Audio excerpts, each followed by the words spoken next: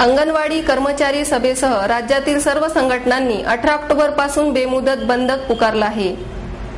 अंगणवाडी कर्मचारी सभेसह राज्यातील सर्व संघटनांनी 18 ऑक्टोबर पासून अंगणवाड्यांचा बेमुदत बंद केला आहे।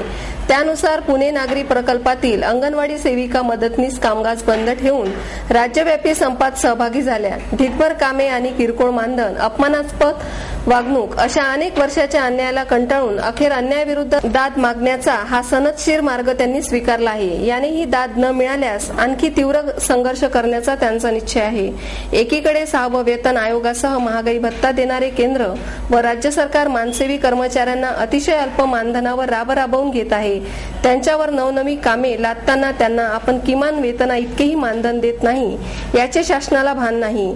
विधवा, परित्यक्ता, प्रौढ कुमारिका, घटस्फोटिता स्त्रियांचे मोठे प्रमाण आहे। अशा सेविका मदतनीसांनी जगायचे कसे, कुटुंब जगवायचे कसे, फक्त कामाच्या तुलनेत विचार केला तरी हे मानधन अन्यायकारकच आहे।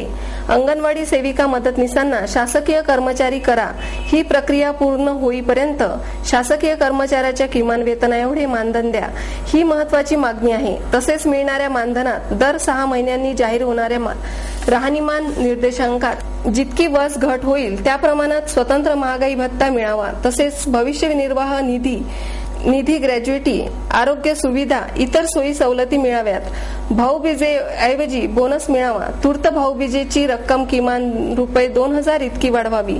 अशा ह्या अंगणवाडी सेविकांच्या मागण्याकरता ह्या मोर्चाचे आयोजन करण्यात आले।